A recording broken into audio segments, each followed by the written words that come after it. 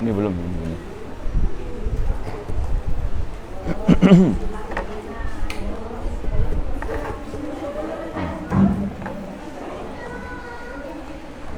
Assalamualaikum warahmatullahi wabarakatuh. Alhamdulillah nahmaduhu wa nasta'inuhu wa nastaghfiruh wa na'dil fala hadiyalah. Asyhadu an la ilaha illallah wahdahu la syarikalah. La tamutunna illa wa antum muslimun. Ya ayyuhan nasu taqu rabbakumul ladzi khalaqakum min nafsin wahidah wa khalaqa minha zawjaha wa batha minhuma rijalan katsiran wa nisaa'a wattaqullaha alladzi tasaaluna bihi wal arham innallaha kana 'alaikum raqiba. Ya ayyuhalladzina amanu taqullaha wa qulu qawlan sadida yuslih lakum a'malakum wa yaghfir lakum dhunubakum wa man yuti'illaha wa rasulahu faqad faza fawzan 'azima. Amma ba'd, fa inna asdaqal hadithi kitabullah wa khairal hadi hadi Muhammadin sallallahu alaihi wasallam wa syarrul umuri muhdatsatuha wa kullu muhdatsatin bid'ah. Allah Subhanahu wa taala yang memberikan kepada kita berbagai macam bentuk kenikmatan-kenikmatannya, di antaranya nikmat belajar akidah as-salaf. Semoga Allah Subhanahu wa taala senantiasa memberikan kepada kita keistiqomahan untuk bisa terus di atas akidah salaf sampai akhir hayat kita nanti.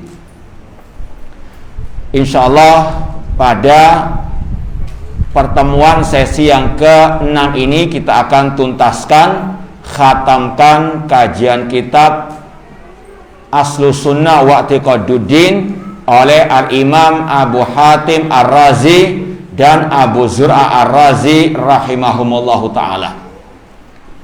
Kita sampai pada pembahasan kelompok nomor 3. Siap untuk lanjutkan? Al-Imam Abu Hatim dan Abu Zur'a Ar-Razi rahimahullah berkata, wal qadariyatu al-mubtadi'atu dullalun. Kelompok qadariyah ahlil bid'ah yang sesat. Ini ucapan yang lembut atau keras? Hah? Keras suaranya atau keras? Hah? Inilah yang tidak diinginkan oleh para lelembut. Ya. Kalau ngaji akidah ya pasti ada apa? Ini bid'ah, ini kufur. Ya. Cuma itulah barometer keras menurut mereka kalau ada apa? Bid'ah, syirik, kufur. Ya.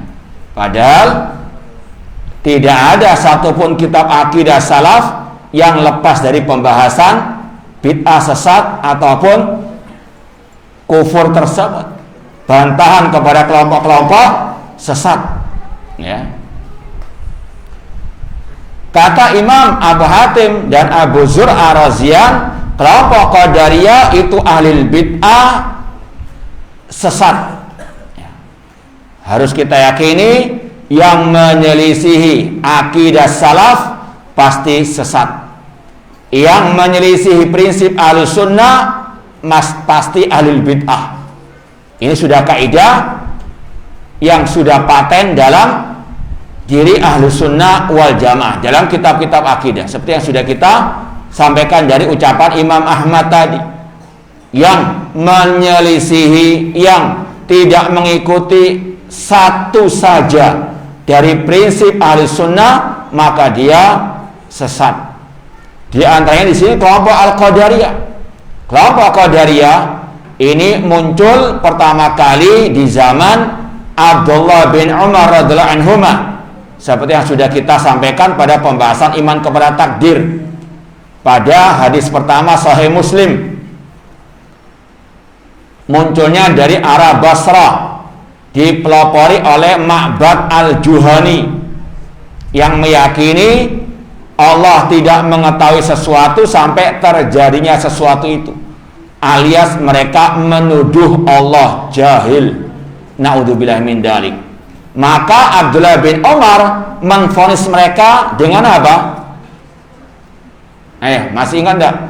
Abdullah bin Umar ketika mendengarkan akidah kelompok Al-Qadariyah, apakah Abdullah bin Umar diam?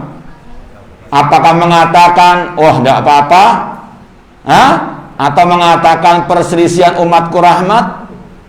Namun apa kata beliau? Beliau pasiri, bahkan beliau mengatakan seandainya mereka menginfakkan satu gunung Uhud emas, tidak akan Allah terima sampai beriman kepada apa? Takdir. Nah, ini kalau sudah menyimpang dari akidah salaf, kalau enggak kafir ya apa? Mubtadi'. Kelompok Qadariyah, kata para ulama, ada dua level, dua jenis, dua macam. Kelompok Qadariyah yang ekstrim, al-ghulat, ya. Di antaranya di sini disebutkan, kita baca lanjutannya, faman ankara minhum anallaha azza wa jalla la ya'lam ma lam yakun qabla an yakun fahuwa kafirun. Barang siapa yang mengingkari dari kelompok Qadariyah bahwasanya Allah tidak mengetahui sebelum terjadinya, maka dia kafir. Ini jenis Qadariyah yang pertama, Qadariyah yang ekstrim, yang dikafirkan oleh apa? Abdullah bin Umar, yang mengingkari ilmunya Allah. Paham? Ini kelompok Qadariyah ekstrim, yang kafir, bukan sekedar mubtadi'. Meskipun para ulama juga membagi bid'ah itu ada dua, bid'ah yang mukafirah dan bid'ah yang ghairu mukafirah, bid'ah yang mengkafirkan dan bid'ah yang tidak mengkafirkan. Kelompok Qadariyah yang pertama ini masuk dalam kategori yang mukafirah karena mengingkari ilmunya Allah. Yang kedua, kelompok Qadariyah yang tidak ekstrim, cuma tetap sesat, yaitu yang mengingkari kehendak Allah. Kata mereka, manusia berbuat, terutama perbuatan maksiat, kata mereka, tanpa ada kehendak Allah. Ini sesat, namun gak sampai ke derajat kafir. Makanya Ahlus Sunnah menegaskan 4 kandungan iman kepada takdir. Apa itu? 4 kandungan iman kepada takdir apa saja? Mengimani ilmunya Allah. Yang kedua, catatan takdir. Yang ketiga, kehendak Allah. Yang keempat, semua adalah makhluk ciptaan Allah. Ya, kalau 4 itu diimani, dia betul-betul beriman kepada takdir. Namun kalau diingkari salah satunya, maka antara ahli bid'ah atau kafir. Kalau yang diingkari adalah ilmunya Allah, maka sepakat ulama mengatakan orang itu kafir, keluar dari Islam, seperti kelompok Qadariyah yang ada di zaman Abdullah bin Umar radhiyallahu taala anhuma. Kemudian pindah ke poin berikutnya, kata Imam Abu Zur'ah dan Abu Hatim Ar-Razian rahimahumullah, wa annal jahmiyata kuffarun, dan bahwasanya kelompok Jahmiyah itu kafir. Bahkan kata Imam Ibnu Qayyim rahimahullah dalam Qasidah Nuniyah, beliau mengatakan, laqad taqallada kufrahum khamsuna fi ashrin minal ulama'i fil buldani. Kata Imam Ibnu Qayyim rahimahullah, dan sungguh ada 50 kali 10, berapa itu? Ya, 500 ulama yang mengkafirkan kelompok Jahmiyah. Walaqad taqallada kufrahum khamsuna fi asyri. Kata beliau pakai kali-kalian tadi, telah memvonis kafirnya mereka 50 dikali 10 dari ulama di seluruh negeri. Makanya kita sampaikan tadi, di antara ulama yang mengkafirkan kelompok Jahmiyah siapa?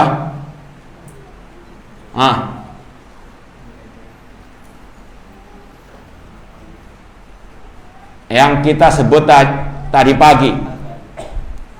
Ulama salaf yang dituduh murji'ah, Abdullah bin Mubarak, beliau mengkafirkan kelompok siapa?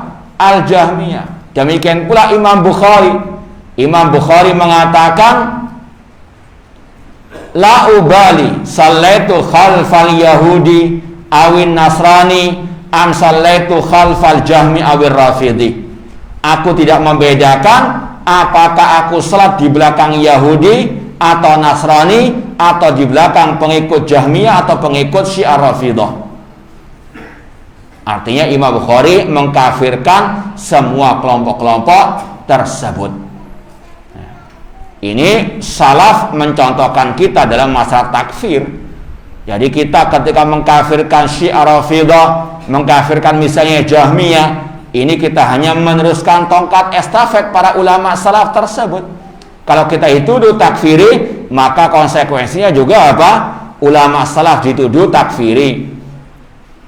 Nah, intinya kelompok Jahmiyah banyak dari kalangan ulama salaf mengkafirkan mereka.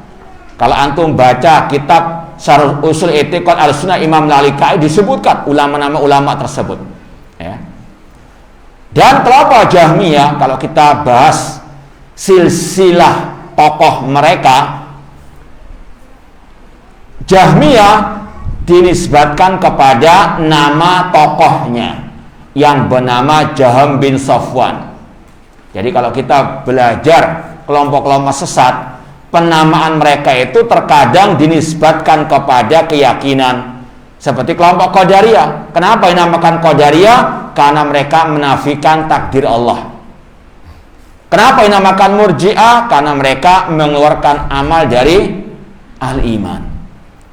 Ini penisbatan kepada pemikiran ataupun keyakinan mereka. Ada pula nama kelompok yang dinisbatkan kepada nama tokoh mereka. Di antaranya kelompok Al-Jahmiyah dinisbatkan kepada Jaham bin Safwan. Kelompok Al-Kullabiyah dinisbatkan kepada Ibni Kullab. Demikian pula Asy'ariyah dinisbatkan kepada Abu Hasan Al-Asy'ari, dan seterusnya. Kelompok Jahmiyah silsilahnya itu dinisbatkan tadi pertama kepada Jaham bin Safwan. Jaham bin Safwan punya guru namanya Ja'ad bin Dirham. Dua-duanya dihukum mati oleh penguasa kaum muslimin karena mereka punya akidah-akidah yang kufur. Di antaranya Ja'ad bin Dirham, gurunya Jaham bin Safwan, yang dihukum mati oleh Khalid bin Abdullah Al-Qasri lewat perintah Hisham bin Abdul Malik dengan fatwa para ulama. Di antaranya Abdullah bin Mubarak rahimahullah ta'ala. Ketika Idul Adha, Khalid bin Abdullah Al-Qasri, gubernur Kufah, berkhutbah seraya mengatakan, ayuhan nasu dahu taqabbalallahu dhahayakum, wahai manusia, wahai kaum muslimin, sembelihlah hewan-hewan korban kalian. Wa ana mudahin bil Ja'ad bin Dirham, dan aku sekarang akan menyembelih Ja'ad bin Dirham, li'annahu za'ama anna Allah lam yatakhid Ibrahim khalila wa lam yukallim Musa taklima. Karena dia mengklaim Allah tidak menjadikan Nabi Ibrahim sebagai kekasihnya, dan dia meyakini Allah tidak berbicara dengan Nabi Musa. Lalu beliau pun turun, langsung disembelih Ja'ad bin Dirham. Kata Imam Ibnu Qayyim dalam Al-Qasidah Nuniyah, ini adalah apa? Sesembelihan yang paling berharga, nggak ada yang jual. Ya. Ini semuanya demi kebaikan kemaslahatan umat. seperti amputasi. Lebih baik satu anggota tubuh yang dikorbankan daripada apa? Menjalar kepada yang lainnya. Dan kisah hukuman mati atas Ja'ad bin Dirham ini kisahnya sahihah, disahihkan oleh banyak para ulama, di antara Ibnu Qayyim rahimahullah.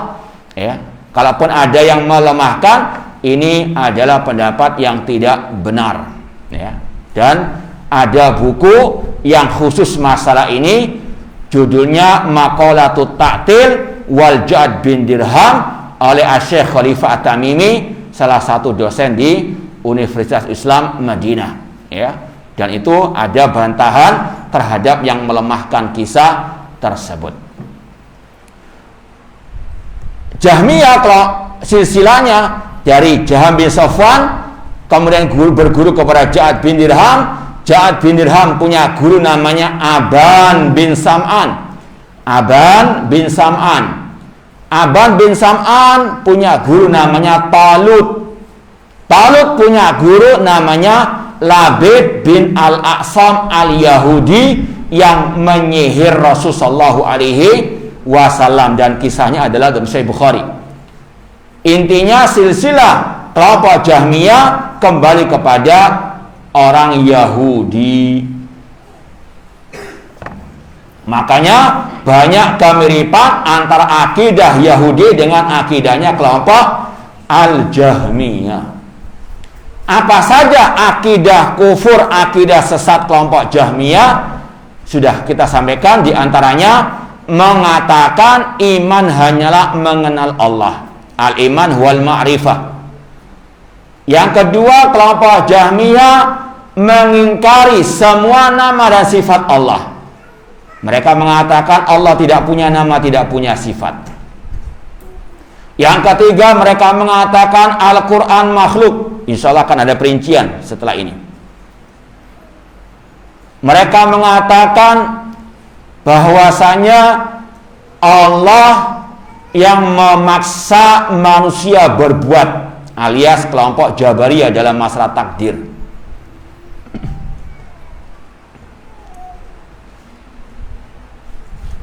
Dan lain sebagainya. Baik, pindah ke kelompok sesat yang lain yang masih nenek moyang kelompok sesat dan sampai sekarang masih eksis, yaitu wa anna rafidhata rafadul islama, dan kelompok Syiah Rafidah yang mereka menolak al-Islam. Dan juga banyak para ulama yang mengkafirkan Syiah Rafidah, di antaranya tadi Imam Al-Bukhari rahimahullah, di antaranya juga Imam Malik yang sudah kita sampaikan tadi, atau yang kemarin ya, pembahasan masa sahabat. Imam Malik mengkafirkan Syiah Rafidah karena mereka membenci para sahabat dan mereka terkena ayat liyaghidha bihimul kuffar, bahwasanya Allah menjadikan orang kafir benci kepada para sahabat Rasulullah SAW. Syiah Rafidah ini muncul pertama kali di zaman Al-Khalifatul Rasyid Utsman bin Affan yang dipelopori oleh siapa? Abdullah bin Sabah al-Yahudi. Silsilahnya sama dengan Jahmiyah, kembali kepada orang al-Yahud qatalahumullah. Syiah Rafidah ini dinamakan Rafidah dari kata-kata tadi, rafadha yarfudu, menolak. Kalau versi Abu Zur'a, Abu Hatim Ar-Razi, kenapa mereka dinamakan Rafidah? Karena rafadul Islam, mereka menolak Islam. Casingnya Islam tapi hakikatnya Yahudi. Ya, makanya jangan percaya kalau ya, Iran yang merupakan negara Syiah mau memerangi orang Yahudi. Gimana cucu memerangi kakeknya? Ya, itu produksinya orang Yahud qatalahumullah. Intinya salah satu sebab dinamakan Rafidah karena mereka rafadul Islam, seperti kata Imam Abu Hatim dan Abu Zur'a Ar-Razi. Ada pula yang mengatakan dikatakan Rafidah karena mereka rafadu Abu Bakar wa Umar, karena mereka menolak kekhalifahan Abu Bakar wa Umar. Atau ada pula yang mengatakan mereka menolak ucapan imam mereka Ali Zainal Abidin yang masih menghormati Abu Bakar wa Umar. Dan tidak ada kontradiksi dalam hal ini. Nah, intinya mereka menolak Islam, menolak Abu Bakar wa Umar dan yang semisal dengannya. Adapun ajaran sesat bahkan kufurnya Syiah Rafidhah ini sangat amat banyak, di antaranya meyakini Al-Quran yang ada sekarang ini tidak murni lagi. Al-Kulaini, tokoh mereka yang punya kitab Usulul Kafi, kalau kita kaum muslimin punya Sahih Bukhari, karangan siapa? Imam Bukhari. Mereka punya kitab Usulul Kafi, kitab induk hadis mereka. Sebenarnya bukan hadis, kitab induk hadasnya mereka. Di salah satu poinnya dikatakan Innal Qur'an alladzi nazala bi Jibril ala Muhammad sallallahu sab'ata asyar alfi ayah. Kata mereka, sesungguhnya Al-Quran yang diturunkan oleh malaikat Jibril kepada Nabi Muhammad itu jumlahnya 17.000. Sekarang yang tersisa tinggal berapa? 6.000 sekian. Kata mereka, hanya sepertiga yang ada sekarang ini, yang 2/3 sudah tidak ada. Di antaranya dikurangi, diselewengkan oleh para sahabat, di antaranya Utsman bin Affan radhiyallahu anhu. Naudzubillah min dzalik. Ini bentuk pendustaan mereka terhadap firman Allah, inna nahnu nazzalna dzikra wa inna lahu lahafidun. Sesungguhnya kamilah yang menurunkan Al-Quran dan kamilah yang akan menjaganya. Allah berjanji akan menjaganya, namun kata mereka tidak. Al-Quran sudah apa? Tidak murni. Ini salah satu kekafiran kelompok Syiah Rafidhah. Yang kedua, mereka mengkafirkan para sahabat Rasulullah SAW.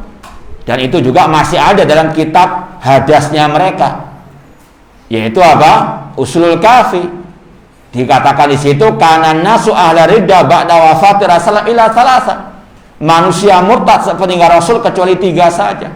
Dan sudah kita sampaikan, mengkafirkan sahabat Rasul atau kebanyakan dari mereka hukumnya apa? Kufur akbar. Dan itu ada pada kelompok Syiah Rafidhah. Bahkan agama Syiah Rafidhah adalah caci makian kepada para sahabat Rasulullah SAW, bahkan sampai mengkafirkan. Bahkan ya di abad seperti ini, kalau di YouTube ada tokoh mereka ketika mendikte orang yang masuk agama Syiah, didikte 4 kalimat syahadat. Ya. Yang keempat diantaranya dikatakan asyhadu anna Abu Bakar wa Umar wa Utsman wa Aisyah wa Hafsah finnar. Naudzubillah min dzalik. Itu ada di YouTube. Aku bersaksi bahwasanya Abu Bakar, Umar, Utsman, Aisyah dan Hafsah di neraka, kata mereka. Ini sekali lagi tidaklah yang mengatakan seperti ini kecuali orang-orang kafir. Nah, kemudian juga di antara akidah Syiah Rafidhah yang kafirah, yang mukafirah, yaitu mereka menuhankan imam-imam mereka. Dalam kitab Usulul Kafi, dan alhamdulillah saya punya di rumah kitab itu, disebutkan dalam bab-bab pertama atau dalam jilid yang pertama, bab-bab yang agak terakhir, bahwasanya imam-imam mereka mengetahui segala-galanya. Bahkan ya'lamuna mata yamutun wa la yamutuna illa bi ikhtiyarin minhum. Kata mereka, tidaklah imam mereka mati kecuali dengan kehendak mereka sendiri, dan mereka tahu kapan mereka akan mati. Ini yang waras ngalah sudah ya. Ini untuk imam mereka. Untuk imam mereka, mereka katakan tidak ada yang tersembunyi sesuatu apapun. Tapi kalau untuk Allah, Allah tadi seperti kelompok Qadariyah, mereka punya aqidatul bada', yaitu Allah tidak mengetahui sesuatu sampai terjadinya sesuatu itu. Ini juga ada dalam Usul Kafi, aqidatul bada', yaitu menuju Allah sebelumnya jahil. Ya, kalau Allah dikatakan jahil, namun kalau imam mereka ya mengetahui segala-galanya. Oleh karena itulah mereka menuhankan imam-imam mereka dan merendahkan Allah Subhanahu wa taala. Itu sekelumit dari kesesatan dan kekafiran kelompok Syiah Rafidhah qatalahumullah. Lanjut poin berikutnya, wal khawariju murraqun. Kelompok khawarij adalah kelompok yang keluar dari ajaran Rasul sallallahu alaihi wasallam. Diambil dari kata-kata kharaja yakhruju, khawarij. Khawarij dari kata-kata kharaja yakhruju karena mereka selalu keluar dari pemimpin dan jamaah kaum muslimin. Mereka mengkafirkan pemimpin kaum muslimin dan juga kaum muslimin, dan mereka pun keluar dari barisan kaum muslimin. Rasul banyak mentahdzir kita dari kelompok khawarij. Di antaranya yang sudah kita sampaikan dalam hadis riwayat Imam Ibnu Majah, Rasul mengatakan al khawarij kilabu ahlin nar. Kelompok khawarij adalah anjing-anjing neraka. Ini lembut atau halus? Hah? Nah, itulah ya, kalau mereka menuduh kita keras, ini Rasul keras atau lembut?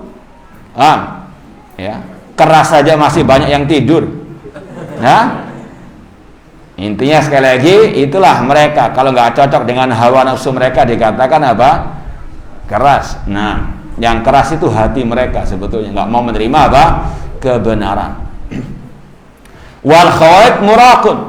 Kelompok khawarij adalah orang-orang yang menyimpan. Kenapa ini dikatakan muraq?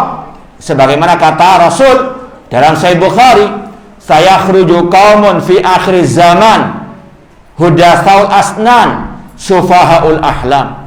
Akan muncul sekelompok orang yang masih muda belia namun bodoh akal mereka. Yaqra'una min khairi qalil bariyah. Mereka rajin belajar Al-Qur'an. La yujawizu imanuhum hanajirahum. Namun iman mereka enggak sampai kepada kerongkongan mereka.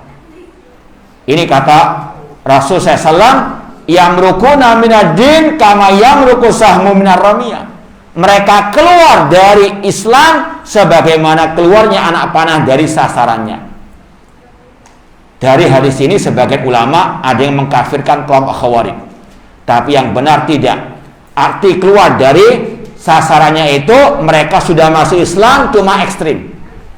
Dan itu yang pernah ditanyakan kepada Al-Khalifah Rasyid Ali bin Abi Thalib yang langsung menghadapi mereka, apakah kelompok khawarij kafir? Kata Ali bin Abi Thalib, minal kufri farru. Mereka justru lari dari kekafiran. Mereka bukan orang kafir, namun mereka sesat, menyesatkan ahlul bidah. Itu kelompok Al-Khawarij, dan Khawarij sekarang ya identik dengan kelompok teroris. Ciri mereka sama. Teroris yang ada sekarang dengan Khawarij seperti dua sisi mata uang yang tidak bisa terpisahkan. Ciri khas mereka suka ya mengkafirkan pemimpin kaum muslimin tanpa hak, ya, dan juga mengkafirkan yang lainnya, dan mereka senantiasa meneriakan inil hukmu illa lillah, dan yang tidak berhukum dengan hukum Allah kafir secara mutlak. Padahal itu menyelisihi tafsir Abdullah bin Abbas radhiyallahu anhuma dan juga para ulama as-salaf dari kalangan tabi'in dan seterusnya. Kemudian ma'asal muslimin rahimani wa rahimakumullah, kalau sudah mengkafirkan pemimpin kaum muslimin, maka mereka pun akan memberontak. Makanya mereka dikatakan kharaj. Dan sudah kita bacakan dari ucapan Syekh Dr. Muhammad Musa Nasr, ciri khawarij memberontak dengan pedang dan juga dengan apa? Lisan. Ya, suka memprovokasi massa untuk melawan pemerintah yang sah. Mereka adalah kelompok Al-Khawarij. Ya. Ini penjelasannya panjang lebar, namun intinya sudah kita sampaikan tadi.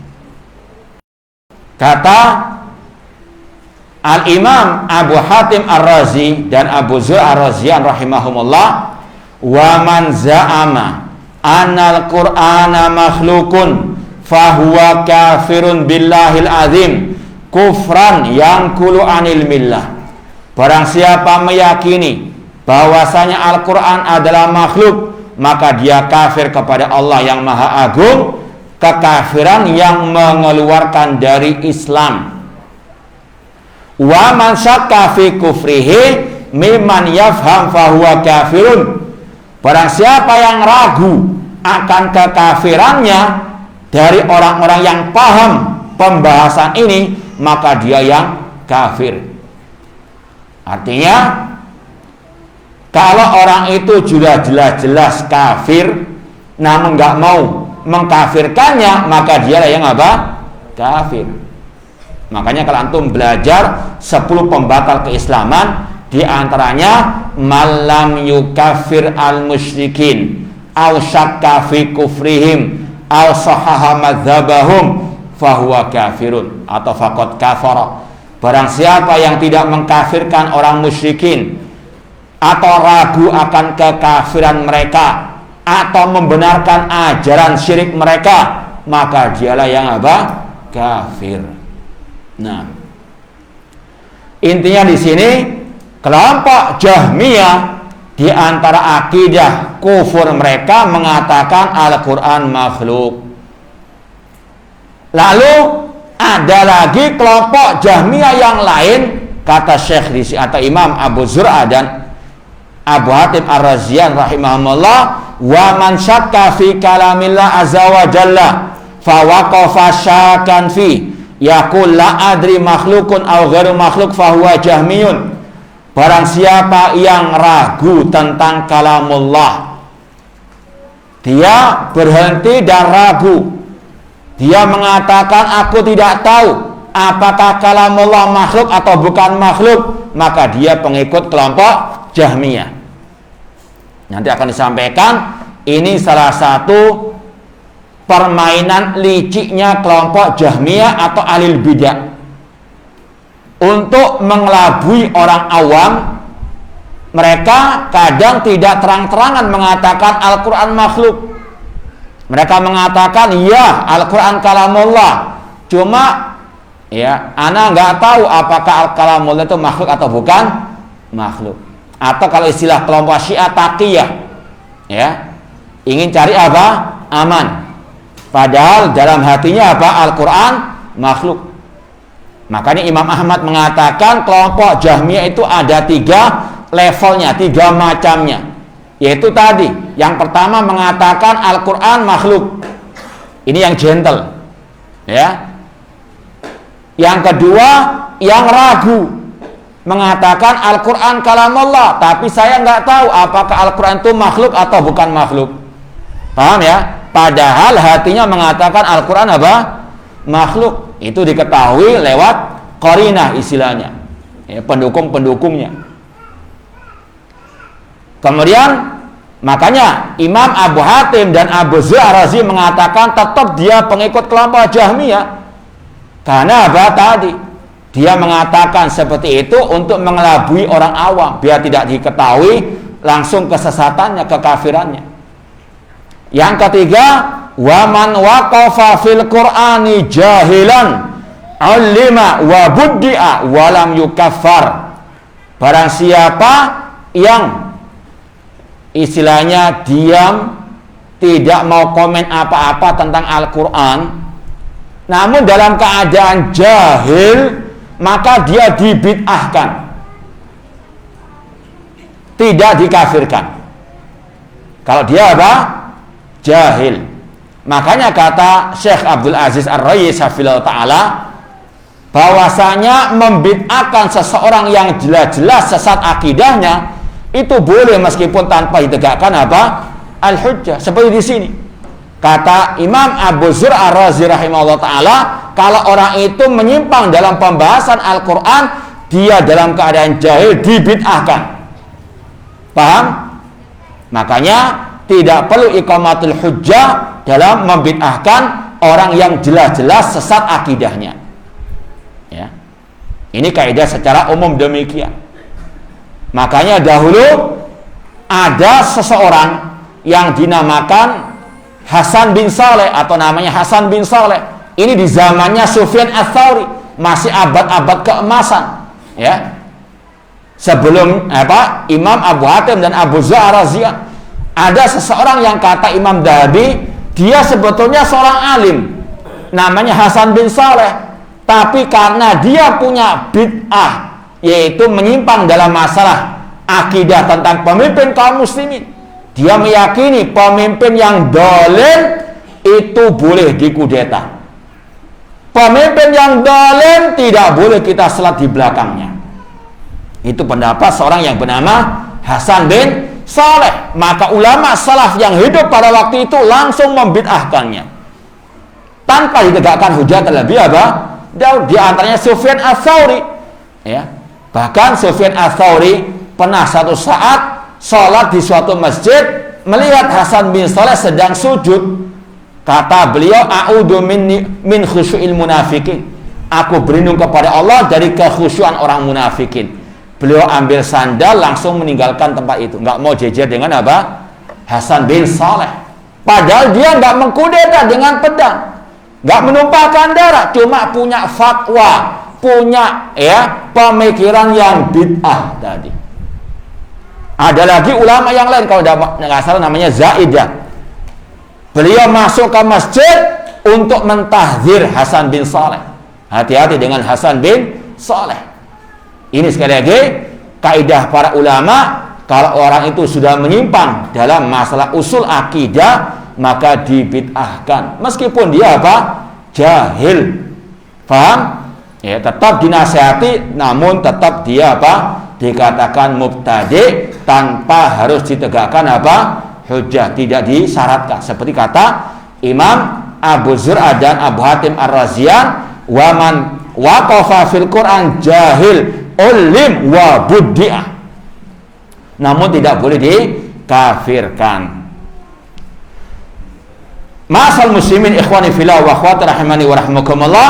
Kemudian Imam Abu Hatim dan Abu Zur Ar-Raziani berkata, wa man qala lafzi bil Qur'ani makhlukun fahuwa jahmiyun awil Qur'an bilafzi makhluk fahuwa jahmiyun. Barang siapa mengatakan bacaan Al-Qur'anku adalah makhluk, maka dia pengikut kelompok Jahmiyah, ya. Atau sama, ya, terjemahnya Al-Qur'an bilafzi makhluk.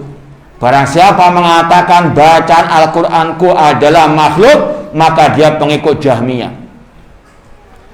Ini sama dengan yang kita bahas tadi, kelompok Jahmiyah dan secara umum ahli bidah. Mereka pintar bersilat lidah, waspada, teliti. Pertama kali mengatakan dia cari retorika yang yang samar, biar nggak kelihatan kesesatannya, ngeles istilahnya. Pakai kata-kata bacaan Al-Qur'anku makhluk. Para ulama mereka cerdas, mereka paham apa maksud dari ucapan aku adalah makhluk. Ma'asal muslimin ikhwani fillah wa akhwati rahimani wa rahmakumullah. Kata para ulama, kata-kata bacaan Al-Qur'anku itu ada dua sisi. Yang pertama suara qari, ya. Makna. Jadi sekali lagi makna bacaan Al-Qur'anku itu ada dua sisinya. Kalau yang dimaksud suara, iya itu makhluk, ya. Asal sautul qari, kata para ulama, suara-suara yang membaca itu makhluk. Namun al-kalam kalamul bari, sedangkan ucapannya Allah. Ya, ketika ana misalnya membaca Alhamdulillahirabbil alamin, itu suara ana, tapi yang keluar dari lantunan ayat itulah kalamullah. Paham ya? Ya. Namun ketika mereka mengatakan bacaan Al-Qur'anku makhluk, bacaan Al-Qur'anku itu makhluk, sebetulnya maksudnya itu yang kedua tadi, yaitu lantunan ayatnya adalah makhluk. Cuma mereka membawakan lafaz yang samar, yang mengandung dua kemungkinan. Itulah yang dinamakan dengan ahlul kalam. mereka pintar bersilat lidah, mereka pintar mencari kata-kata yang di situ ada hak, ada apa? Batil. Seperti kelompok Khawarij ketika mengatakan tidak ada hukum kecuali hukum Allah. Kata Ali bin Abi Thalib, kalimatu haqqin urida bihal batil. Itu ucapannya hak, namun di belakangnya ada kebatilan.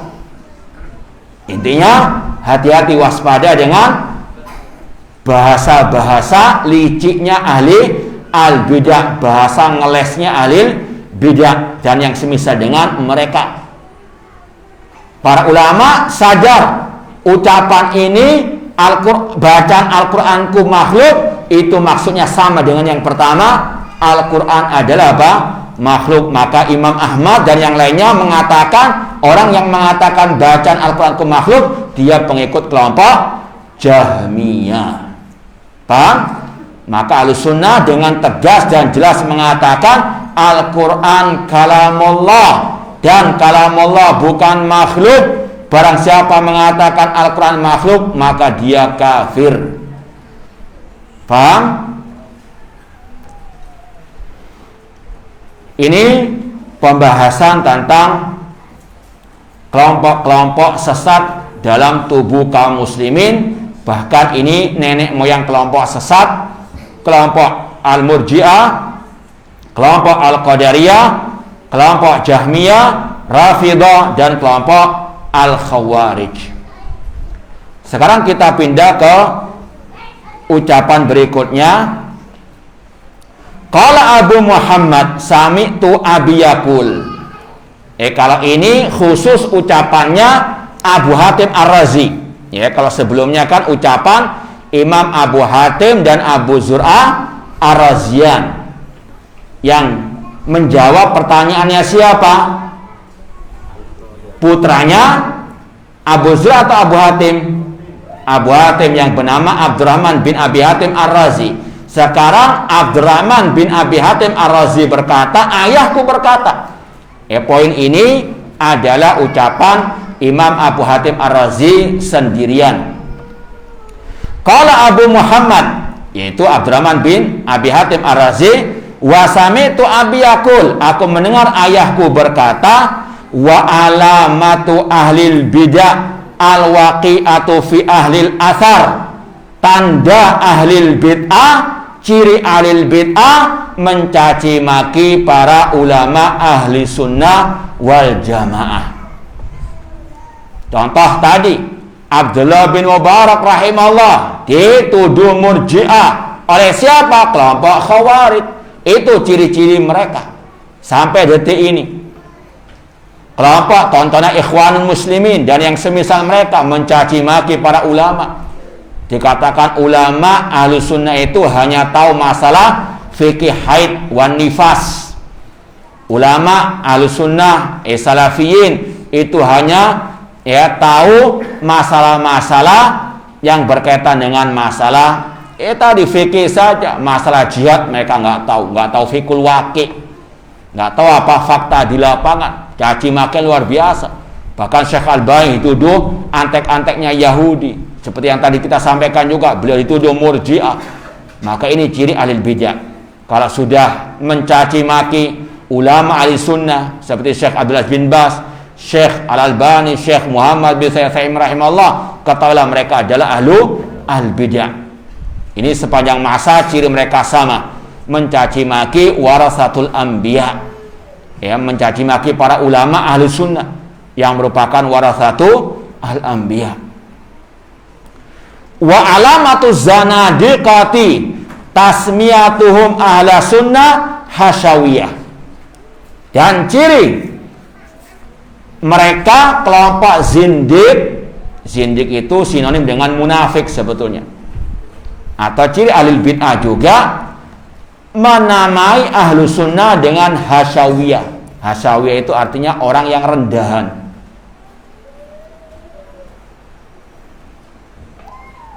Yang pertama kali menggunakan istilah ini adalah kelompok Qadariyah yang mencela Abdullah bin Umar radhiyallahu anhuma.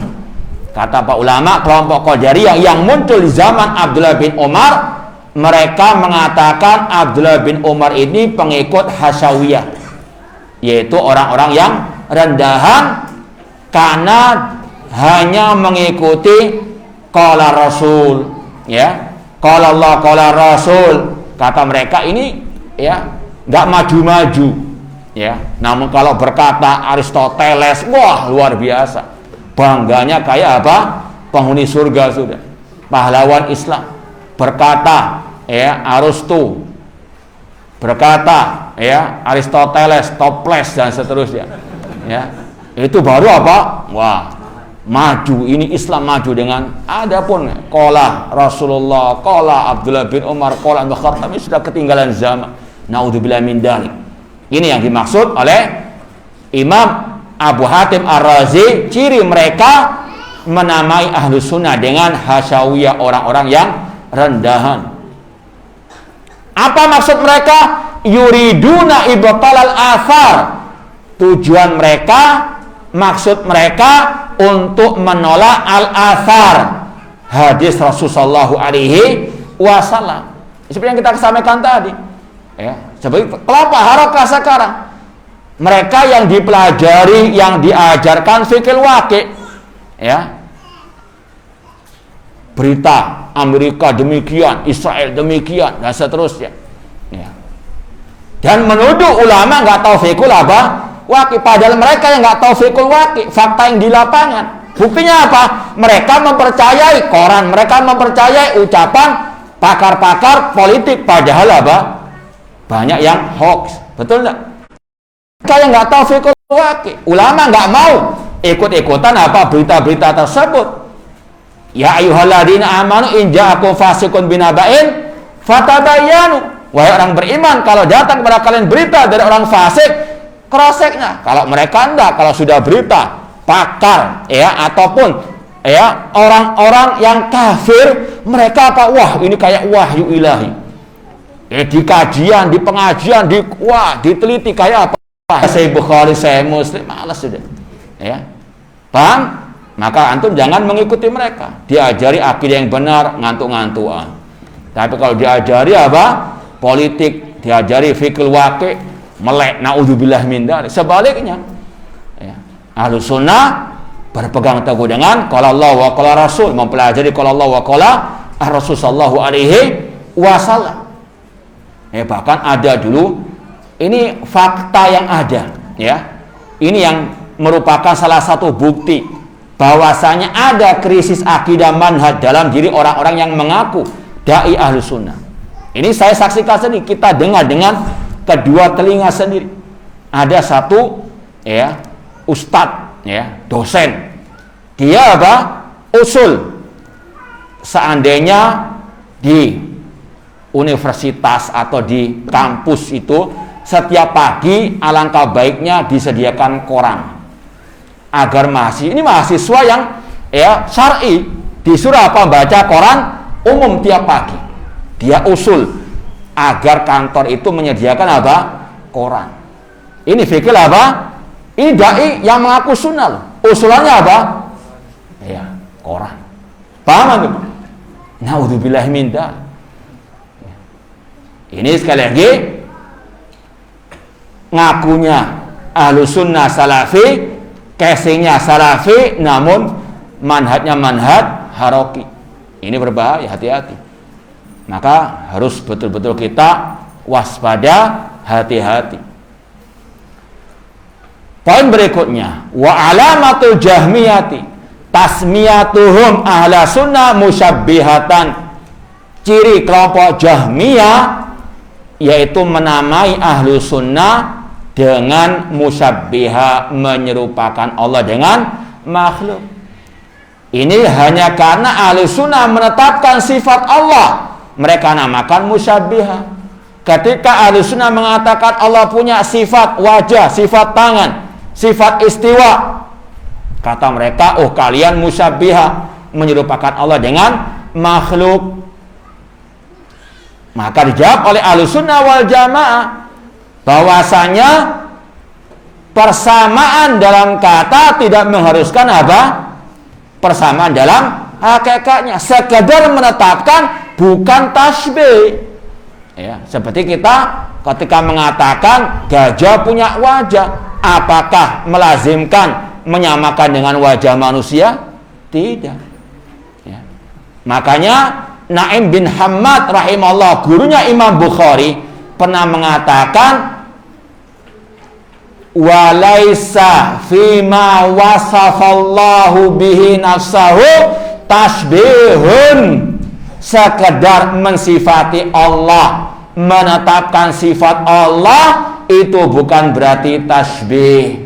Kata ulama yang lain, kalau mengatakan ilmunya Allah sama dengan ilmu makhluk, baru itu namanya tasbih. Paham ya? Ya, namun itulah ciri kelompok Jahmiyah, menyudutkan ahli sunnah dengan istilah musyabbihah, atau kalau sekarang mujassimah juga. Ya, maka hati-hati kalau ada sudah mengatakan, oh ini fulan musyabbihah, ini fulan mujassimah, dialah yang apa? Jahmiyah atau pengikut Jahmiyah. Bahkan sebaliknya, mereka ini maling teriak maling. Ya, mereka yang menyerupakan Allah dengan makhluk, tapi kita yang dituduh apa? Musyabbihah, seperti yang kita sampaikan. Mereka nggak mau menetapkan sifat istiwa bagi Allah. Kenapa?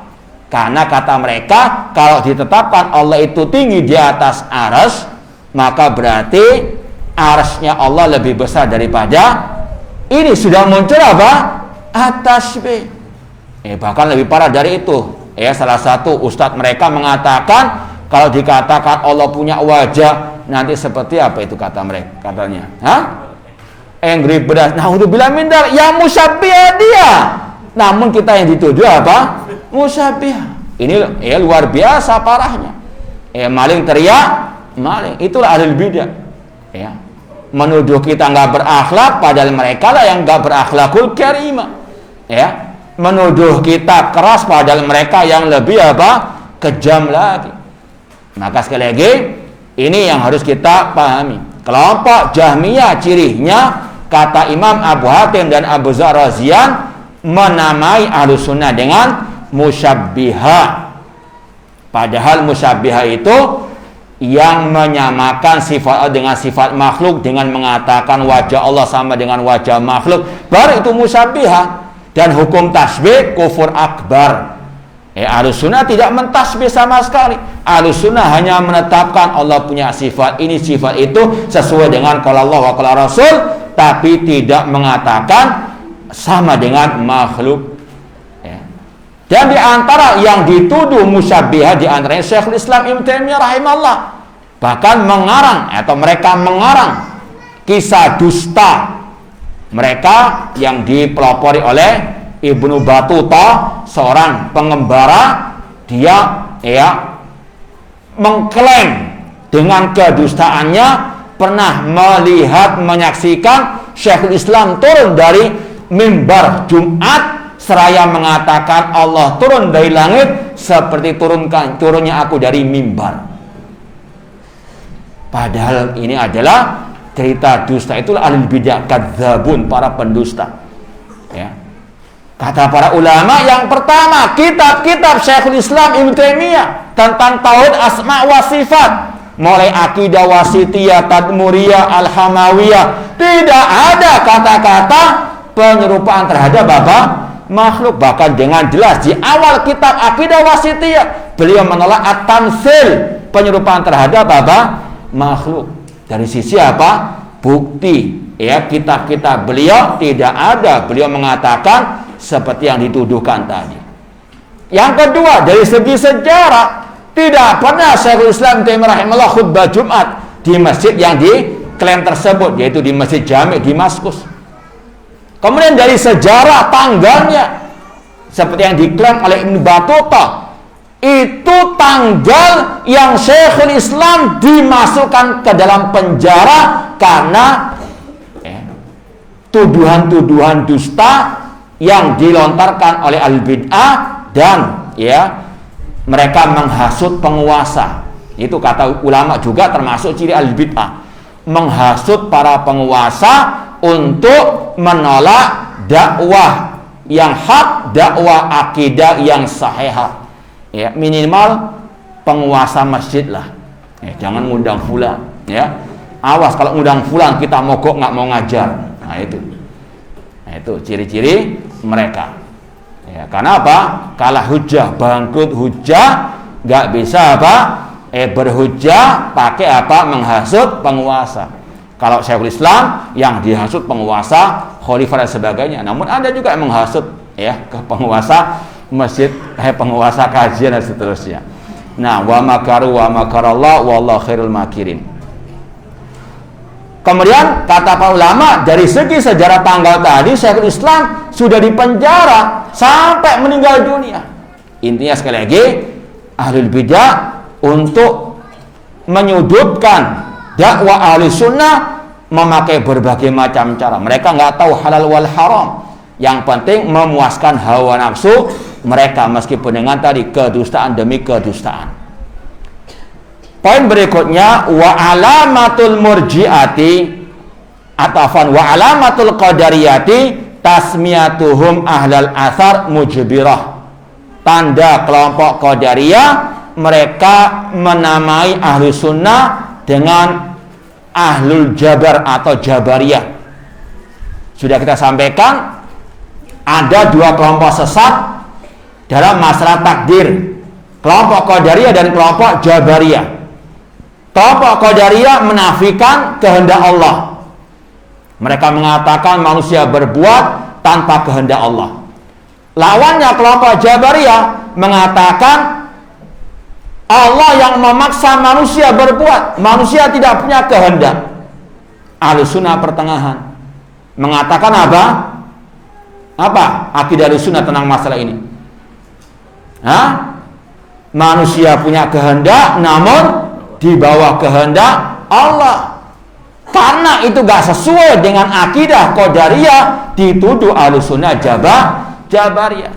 Ya, padahal Ahlus sunnah mengatakan manusia punya kehendak, namun di bawah kehendak Allah. Manusia nggak dipaksa untuk berbuat.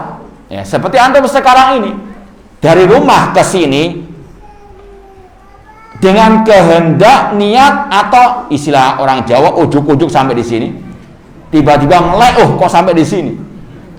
Wali nanti. Semua innamal a'malu bin niat. Manusia punya kehendak, cuma kehendak manusia di bawah kehendak Allah. Buktinya berapa banyak kehendak kita yang tidak terwujud. Ya mungkin ada, mungkin di antara teman-teman yang tadi pagi sudah niat mau berangkat ke kajian, cuma mungkin qadarullah ada halangan, nggak jadi. Itulah kehendak manusia di bawah kehendak Allah. Itu akidah Ahlus sunnah, menetapkan dua kehendak, namun kehendak Allah yang berkuasa. Namun kelompok qadariyah karena nggak cocok dengan akidah tersebut menuduh Ahlus sunnah mujbirah atau jabariyah. Padahal itu sekali lagi dusta. Wa alamatul murji'ah, kata Imam Abu Hatim Ar-Razi, tanda kelompok murji'ah tasmiyatuhum ahla sunnah mukhalifatan wa nuksaniyatan. Kelompok murji'ah menuduh ahli sunnah menyelisihi, yaitu menyelisihi ajaran mereka, wa nuksaniyah, nisbat kepada kata-kata iman yazid wa yankus. Ya. Itulah sekali lagi ciri-ciri al-bid'ah, senantiasa memberi gelar-gelar yang tidak baik. Padahal ahli sunnah ketika mengatakan iman yazid wa yankus berdasarkan qala Allah wa qala Rasul sallallahu alaihi wasallam. Ya.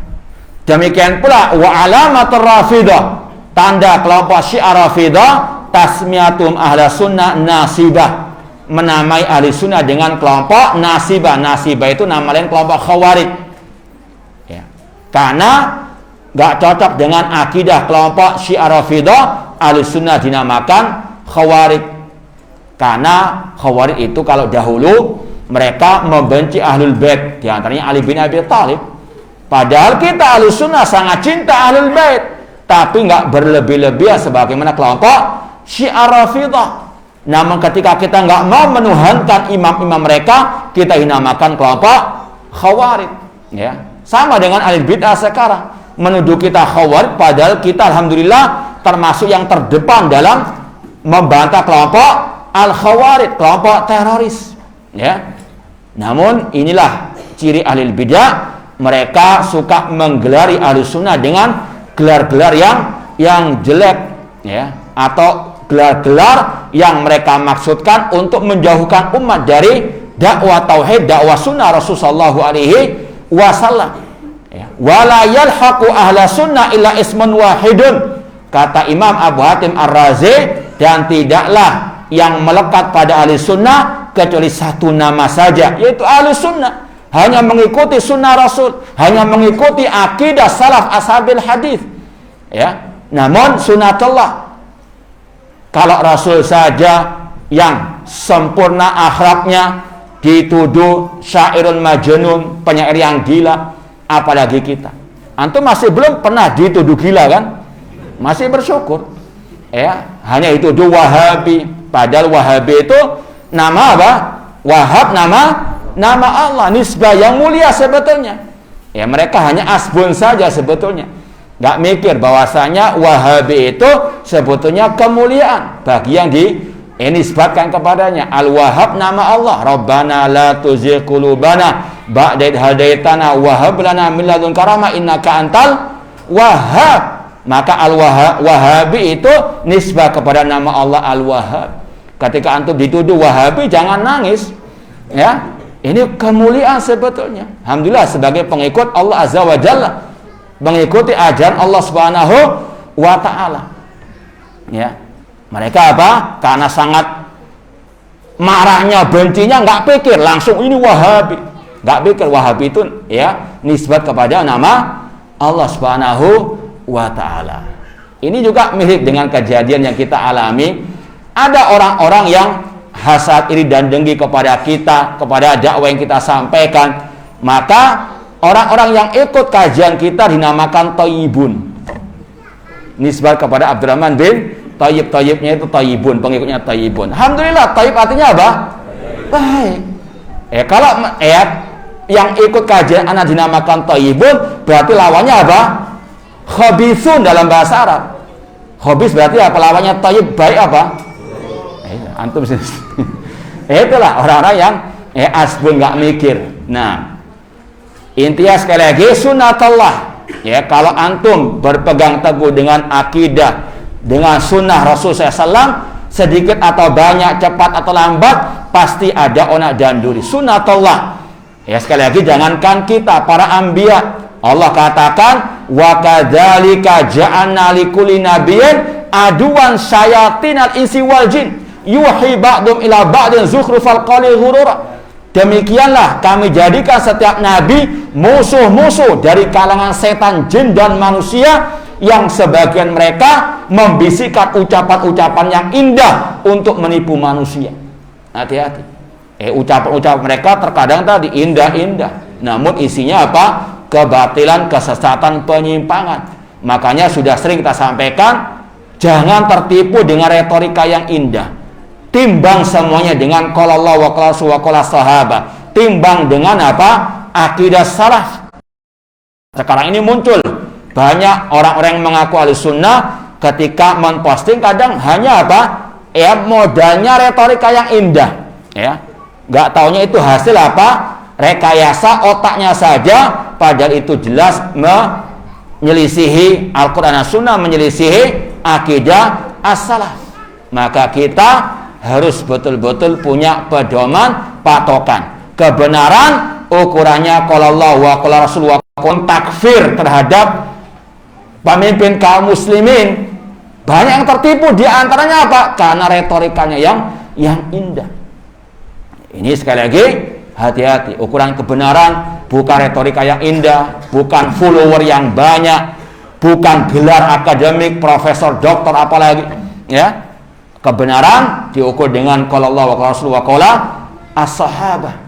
Makanya sering kita nasihati, jangan pernah putus-putus untuk belajar akidah salaf. Ini pembeda. Insya Allah kalau antum betul-betul mumpuni dalam masalah akidah, antum istilahnya punya filter yang betul-betul ya istilahnya normal. Kalau filter normal itu bisa menyaring meskipun apa? Ya, virus yang kecil atau kotoran yang kecil. Namun kalau filternya bolong istilahnya, ya kebobolan apa? Syubhat dan ya kesesatan.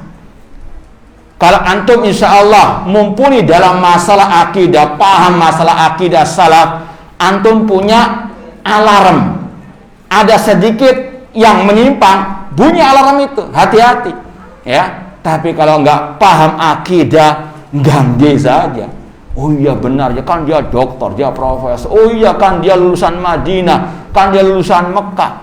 Naudzubillahi min dzalik. Berapa banyak penyesat umat muncul dari sana. Ya, meskipun sekali lagi kita nggak menggebiak-uya, nggak menyamaratakan semuanya, namun itu bukan ukuran. Ya, Syiah juga ada di Madinah. Ya, jadi jangan jadikan apa ukuran. Al-haqqu, kebenaran dari qala Allah wa qala Rasul sallallahu alaihi wasallam.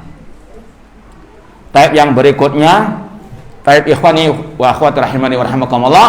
Barangkali ada yang punya pertanyaan, silakan ditulis ya, karena ini sesi terakhir, silakan diserahkan ke depan ya. Kalau ada pertanyaan ya, kalau nggak ada pertanyaan jangan dipaksa-paksa. Nah, jangan diada-adakan.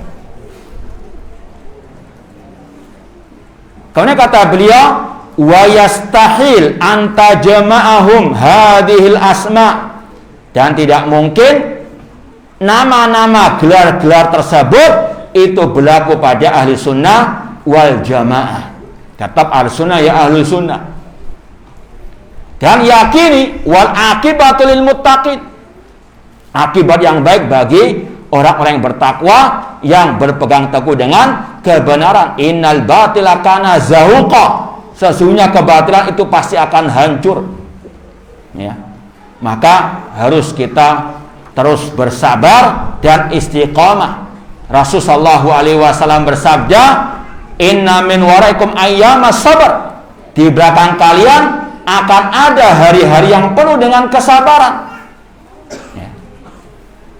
Al-mutamassik atau lil mutamassik fiha bima antum alaih ajru khamsina minkum, orang yang berpegang teguh dengan sunnah Rasul, dengan akidah salaf, itu di zaman keterasingan akan mendapatkan pahala 50 kali lipat dibandingkan para sahabat Rasulullah SAW. Ini bukan berarti lebih baik dari para sahabat, tidak. Cuma dalam pembahasan ini, ketika keterasingan mereka, ketika mereka melaksanakan amar ma'ruf nahi mungkar, dakwah kepada sunnah, dakwah kepada tauhid, mereka terasing, mereka pahalanya dilipat gandakan oleh Allah Subhanahu wa Ta'ala. Bukan semua amal dilipat gandakan, tidak. Cuma amalan tadi, ketika berpegang teguh dengan amar ma'ruf nahi mungkar, dengan dakwah yang sahihah, maka mendapatkan pahala yang berlipat ganda. Intinya apa? As-sabar was sabar ya. Kata Rasul juga, as-sabir ala din qabit ala jamr, dalam berpegang teguh dengan agama Allah seperti yang memegang bara api. Berat, panas, namun harus tetap apa? Ya, dipegang erat. Dan kewajiban kita terus untuk memohon kepada Allah, ya muqallibal qulub tsabbit qulubana ala dini ya. Karena tidak ada yang bisa menjamin. Kita Ar-Razi rahimahullah ta'ala, wa sami'tu abi wa aba zur'ah. Beliau kembali lagi kepada ucapan dua ulama, Abu Hatim dan Abu Zur'ah Razian. Keduanya mengatakan, atau keduanya ya'murani bihijrani ahli zaghi wal bidah. Imam Abu Zur'ah, Imam Abu Hatim Ar-Razian memerintahkan untuk menghajar, menjauh, memboikot ahli bidah, orang-orang yang menyimpang. Bahkan dikatakan yughallidhani fi dzalika asyadda taghlid, mereka sangat keras terhadap ahli bidah. Bahkan ditekankan dengan asyadda taghlid. Apakah salah? Apakah berarti Abu Hatim, Abu Zur'ah salah karena memerintahkan keras kepada ahli bidah? Apakah semua keras salah? Ini sekali lagi orang-orang yang nggak paham akidah sahihah, demikian ucapannya keras-keras dan seterusnya. Padahal ini yang diajarkan para ulama as-salaf. Ya.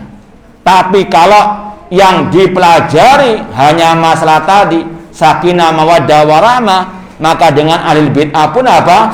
Sakinah mawaddah warahmah, bermesraan dengan ahlul bid'ah, selfie sana selfie sini dengan ahlul bid'ah. Seolah-olah apa? Nggak masalah, padahal ini menyimpang dari akidah salaf.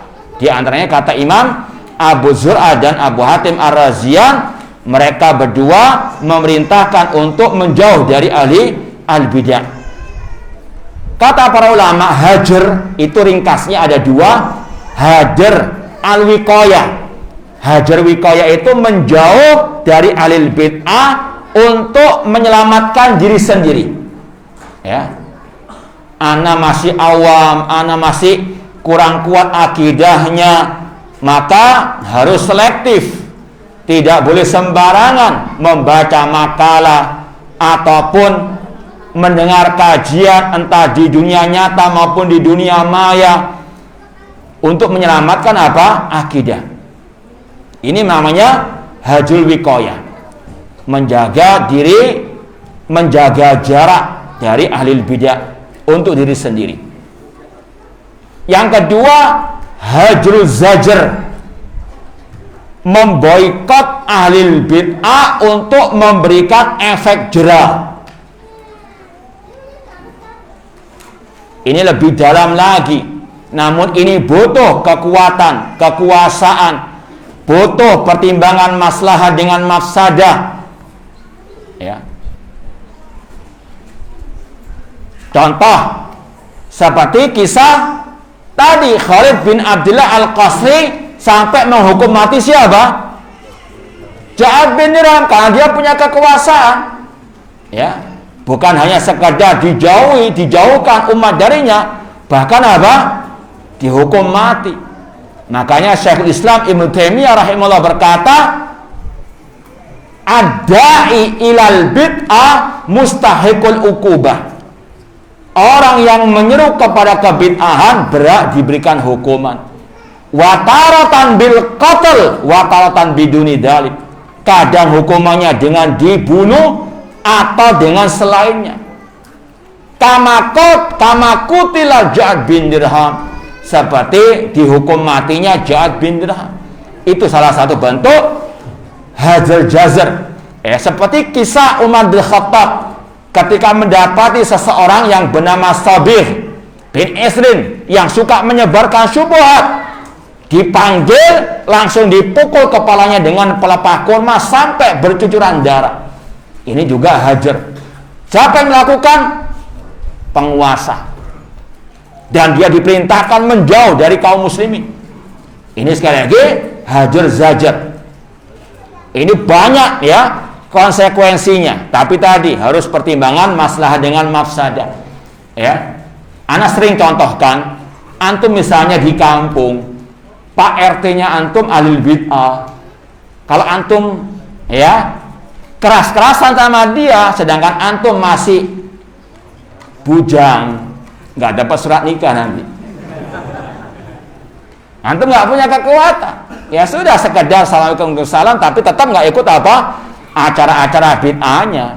Paham ya? Jadi bedakan kalau hajar zajar itu ya, atau hajar yang pertama wiqayah itu untuk diri antum menjauh sudah. Antum nggak bisa memboikot orang tersebut ya, atau memberikan hukuman kepada orang tersebut agar ya meninggalkan kebid'ahannya. Paling tidak poin yang pertama tadi, hajar wiqayah menjauh dulu. Adapun memberikan sanksi, tidak mengucapkan salam kepadanya, kemudian tidak berbicara dengannya, ini ya tadi butuh kemaslahatan. Ya. Makanya secara asal memang hukum ahlul bid'ah itu al-hajar, kecuali kalau menimbulkan kerusakan yang lebih besar. Tapi tadi ya, ketika antum mendekat dalam rangka untuk antum terjauh dari kemadaratan. Ya. Tapi jangan berlebihan. Sampai apa? Selfie-selfiean, bermesraan ya juga. Ini kebablas, paham dong? Nah, intinya secara asal ahlul bid'ah itu dihajar, artinya diboikot, tidak diajak ngomong, tidak dijawab salamnya. Dan kalau tadi ya punya kekuatan yang dilakukan oleh Umar bin Khattab, oleh Khalid bin Abdul Qasri dan seterusnya. Namun minimal di sini wa yunkirani wad al-kutub bi ra'yin fi ghairi athar, mengingkari kitab-kitab yang ditulis hanya dengan akal pikiran tanpa merujuk kepada qala Allah wa qala Rasul, atau alias menyelisihi qala Allah wa qala Ar-Rasul sallallahu alaihi wasallam. Ya. Maka hati-hati dalam memposting, menyebarkan postingan, tulisan dan sebagainya. Jangan hanya bermodal retorika yang indah, timbang dengan qala Allah wa qala Ar-Rasul sallallahu alaihi wasallam. Kemudian kata Imam Abu Hatim atau Abu Muhammad Abdurrahman bin Abi Hatim Ar-Raziyan rahimahumullah, wa yanhayani an mujalasati ahlil kalam. Keduanya yaitu Imam Abu Hatim Abu Zur'ah Ar-Raziyan melarang dari bermajlis dengan ahlil kalam. Ahlil kalam adalah orang-orang yang menetapkan akidah hanya berlandaskan logika semata. Ya, itu ahlul kalam yang menetapkan akidah hanya berlandaskan akal. Kalau nggak sesuai dengan akal mereka, mereka tolak. Seperti kemarin yang kita jelaskan, hadis ahad kata mereka tidak bisa dijadikan hujah dalam masalah akidah. Itu semuanya akal-akalan mereka. Mereka Abu Hatim dan Abu Zur'ah Ar-Raziyan melarang bermajlis dengan ahlul kalam alias ahlul bidah. Ini yang kita sampaikan tadi, paling tidak hajrul wiqayah, menjauh dari ahlul bidah, menjauh dari majlis mereka. Bahkan ini yang Allah perintahkan.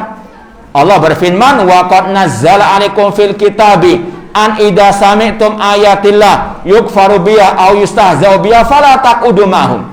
Telah diturunkan kepada kalian di dalam Al-Quran, jika ayat-ayat Allah diperalah, ayat-ayat Allah dikufuri, jangan duduk bersama mereka.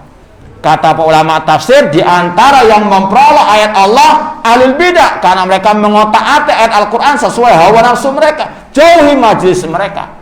Ini perintah Allah. Dan kata Rasul, man sami'a ahadukum bid-dajjal falyan'a anhu.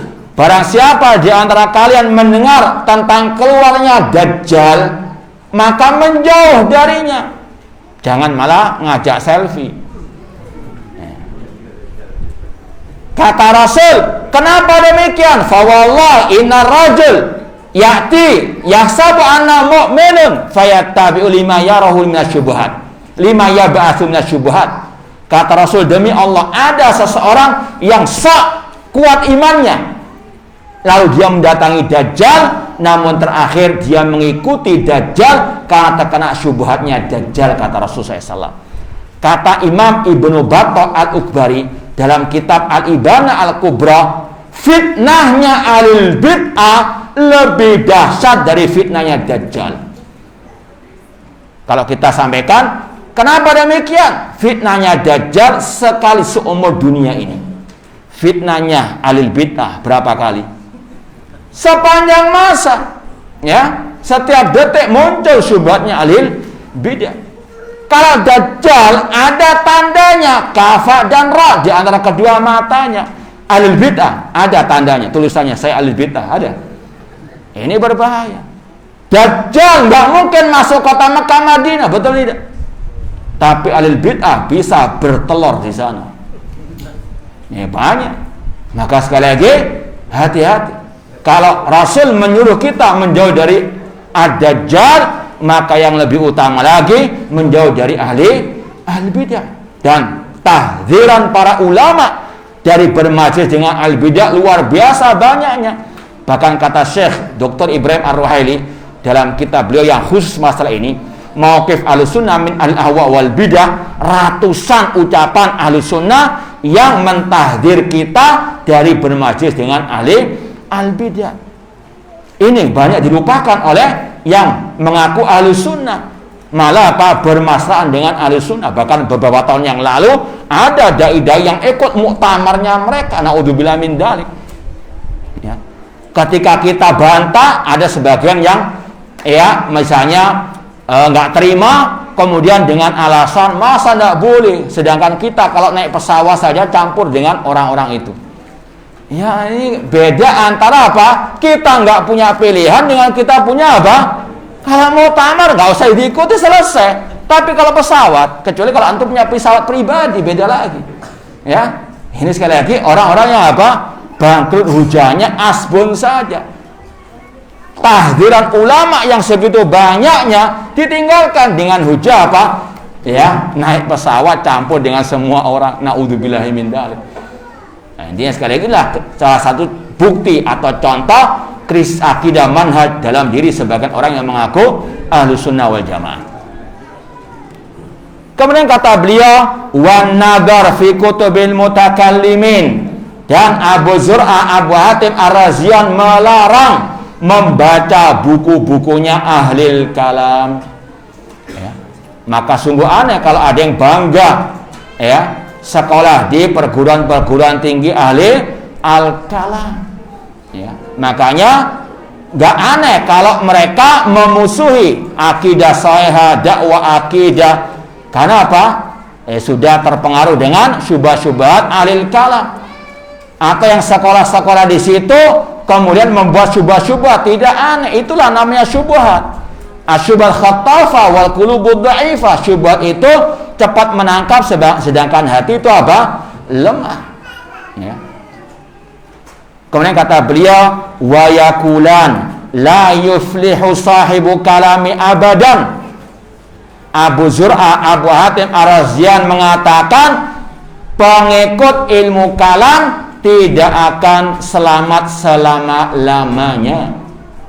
Dan ciri ahlul kalam, kata para ulama, mereka ini suka mencela-menceli, ya, tidak bisa dipegang erat ucapannya. Sebagaimana kata Syekhul Islam Ibnu Taimiyah rahimahullah, wabil jumlah annal istiqrar wassabat inda ahli sunnah wal hadith adaf ma inda ahlil kalam. Kesimpulannya kata Syekhul Islam Taimiyah rahimahullah, keteguhan, kekokohan yang ada pada diri ahli sunnah wal jamaah itu berlipat-lipat ganda jika dibandingkan dengan ahli al-kalam.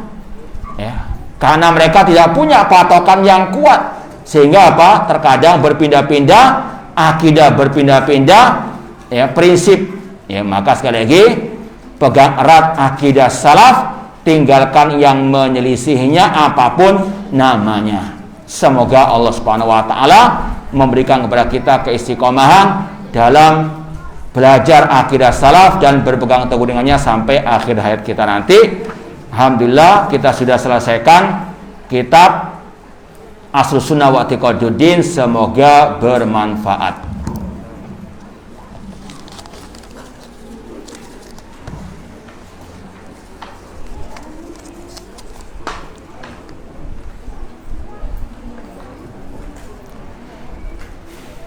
Mana yang lebih penting dipelajari antara adab dan tauhid? Ini sudah kita sampaikan di awal. Ilmu yang paling wajib dipelajari ilmu tentang apa? Iya.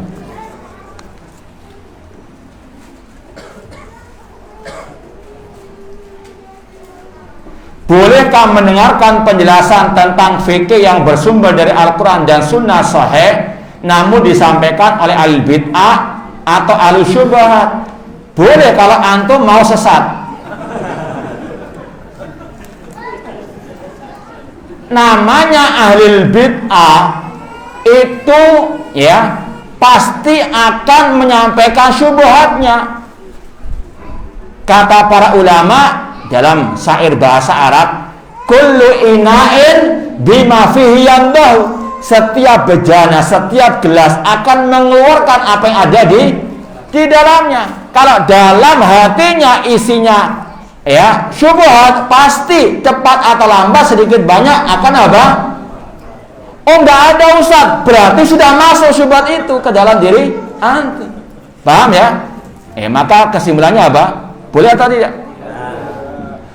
Makanya kata Syekh Muhammad bin Shalih Utsaimin rahimahullah ketika beliau mensarah kitab Hilyatul Thalibul Ilmi karya Syekh Bakar Abu Zaid tentang adab penuntut ilmu, di dalam kitab Hilyatul Thalibul Ilmi itu disebutkan kun salafiyan alal jadah, jadilah salafi sejati, ihdzar mubtadi'ah, jauhkanlah dirimu dari ahli bid'ah.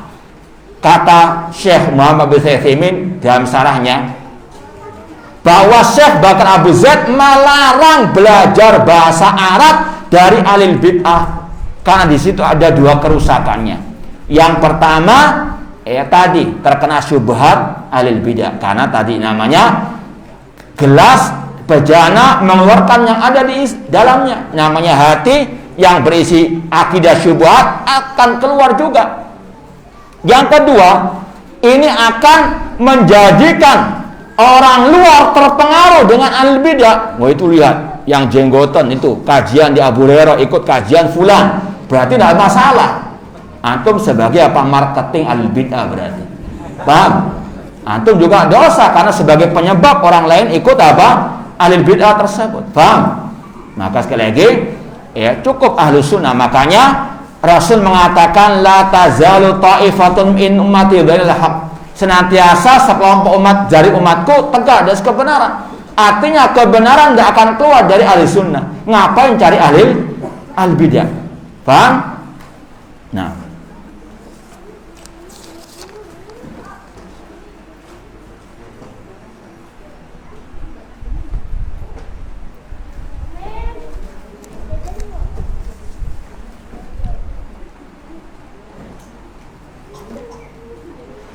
kalau tidak salah ada hadis amalan yang pahalanya 50 dari sahabat Nabi. Ini yang kita sampaikan tadi. Kata para ulama secara hukum asal tidak ada yang lebih keutamaannya dari para sahabat Rasulullah SAW.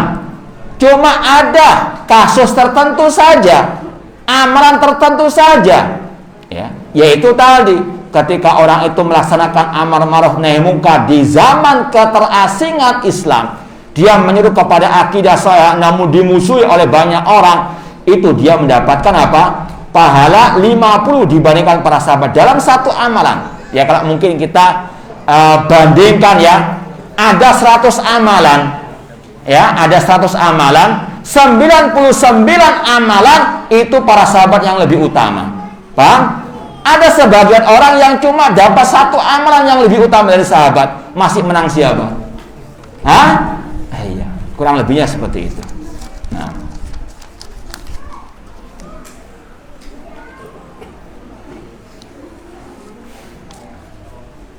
apakah korelasi antara akidah, tauhid dan akhlak? Yang pertama, sebetulnya ada persamaan dan perbedaannya. Sudah kita sampaikan, di antara nama akidah adalah i'tiqad, asyariah, sunnah, demikian pula at-tauhid, namanya daripada apa?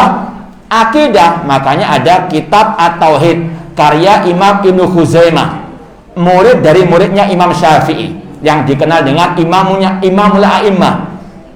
Imam Ibnu Manda punya kitab tauhid tentang asma wa sifat. Itu nama lain dari apa? Ilmu akidah. Yaitu persamaannya. Kalau mau dibedakan, akidah itu lebih luas daripada tauhid.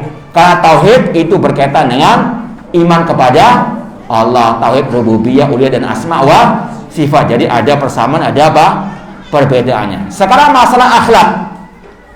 Kata Syekh Muhammad bin Shalih Utsaimin dalam kitab beliau Makarimul Akhlak, tidak benar kalau menyempitkan masalah akhlak hanya berkaitan antara muamalah seorang hamba dengan yang lainnya.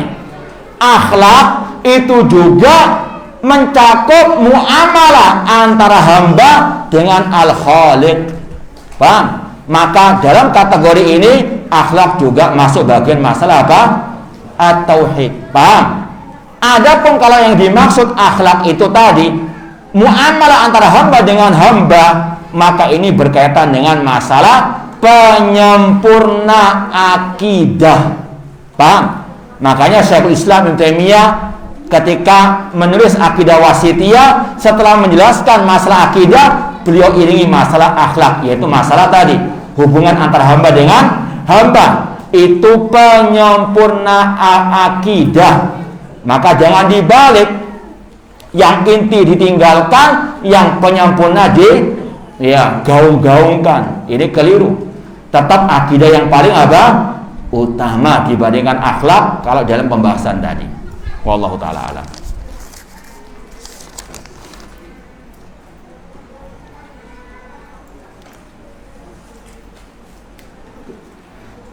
Kalau kita nonton kajian via video atau live atau rekaman, apakah harus duduk rapi atau boleh sambil tiduran? Ya secara asal tetap thalabul ilmi pakai adab-adabnya. Bagaimana antum bisa meraih ilmu yang bermanfaat kalau tiduran? Namanya tiduran pasti akan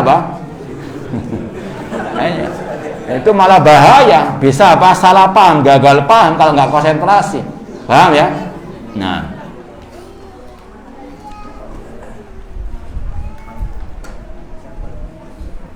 bagaimana cara dan sikap kita terhadap keluarga, teman atau tetangga yang al-bidah dan keluarga yang murtad dari agama Islam? Naudzubillah min dzalik. Ya, kalau kita punya ilmu, maka watawasabil haq watawasabi as-sabar. Dakwai, nasihati. Ya, kalau kita mampu. Kalau nggak mampu, ya tadi zajrul wiqayah. Kita menjaga jarak. Kalau sekedar assalamualaikum waalaikumsalam, ya tidak ada masalah. Sekedar mungkin ada bisnis jual beli, nggak masalah. Cuma sekali lagi tetap jaga jarak, hati-hati kalau sudah masalah bicara agama. Kalau kita nggak mampu untuk watawasabil haq watawasabi as-sabr. Nah, apakah sama Jabariyah dengan Jabriyah? Yang betul membacanya kelompok al-Jabariyah. Nah, wallahu alam. Seperti al-Qadariyah.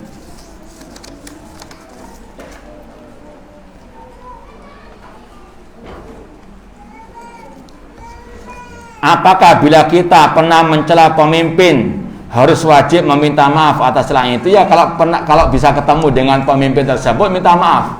Tapi kalau nggak bisa, ya sudah, bertobat, jangan diulangi lagi, dan kalau bisa disebutkan kebaikan-kebaikannya yang betul-betul ada faktanya, dipuji sesuai dengan kenyataan yang ada.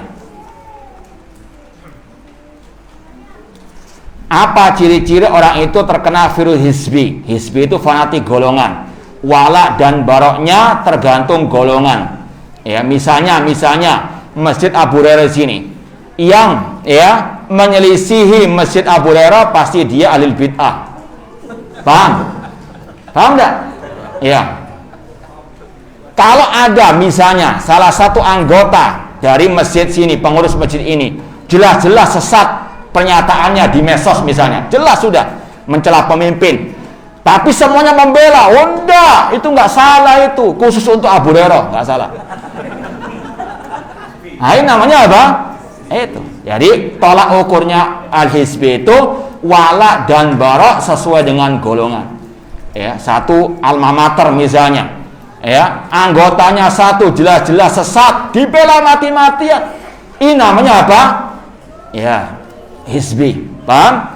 Nah, entah namanya pengurus masjid, yayasan, perguruan tinggi, pondok, kalau wala wal baroknya di atas golongan tadi, maka itu namanya hizbiyah.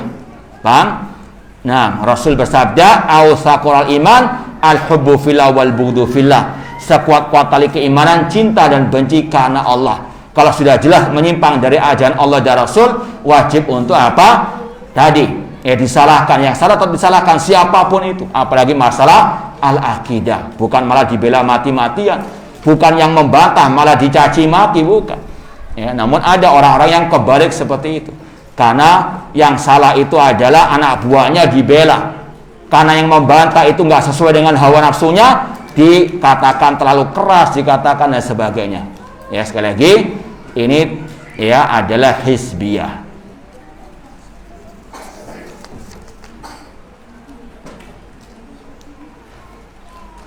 Apakah semua sekte Syiah itu buruk? Iya, ya. Syiah ada 3 golongan secara umum. Syiah Batiniyah, ini jelas kata ulama sepakat kafir. Para ulama sepakat kafir, mengatakan mereka kafir. Yang kedua Syiah Rafidah, banyak yang mengkafirkan, namun ada yang tidak, namun tetap mereka sesat, ya. Ada pula Syiah Zaidiyah, tetap sesat meskipun enggak seperti yang pertama dan kedua. Semua Syiah, ya, kalau dalam kategori tadi semuanya sesat. Nah, atau kalau yang dimaksud, ya, dulu di zaman dulu awal-awal Khulafa Rasyidin, ada istilah orang itu punya ajaran Syiah, pemikiran Syiah. Kalau itu yang dimaksud, ada sebagian ulama yang mereka lebih mengutamakan Ali daripada Utsman bin Affan dalam masalah keutamaan pribadi mereka. Itu digelari, ya, ada tasayyu'nya, ada Syiahnya. Paham? Tapi itu bukan ahlul bid'ah, cuma sampai di situ saja.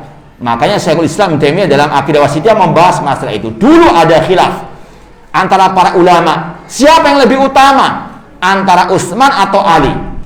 Yang lebih mengutamakan Ali dikatakan orang itu punya pemikiran apa? Tapi mereka menghormati Abu Bakar wa Umar. Paham ya? Beda dengan Syiah yang kita sebutkan tadi. Paham? Paham enggak? Ya, makanya ada sebagian orang yang istilahnya mentalbis, membuat kerancuan kepada umat dengan mengatakan itu ulama dikatakan ada Syiahnya. Ini beda pembahasannya. Yang dimaksud ulama-ulama tadi ada Syiahnya itu dia hanya mendahulukan Ali dibandingkan Utsman, titik, sampai situ saja. Tidak mencela Abu Bakar, tidak mengkafirkan Aisyah, atau tidak mengkafirkan para sahabat, tidak memperoleh Al-Quran dan seterusnya. Paham ya? Oh, itu lihat dalam Sahih Bukhari ada rawi-rawi Syiahnya. Itu Syiah yang dimaksud tadi. Paham? Bukan Syiah Zaidiyah, Rafidah ataupun Batiniyah, na'udzubillahi min dzalik.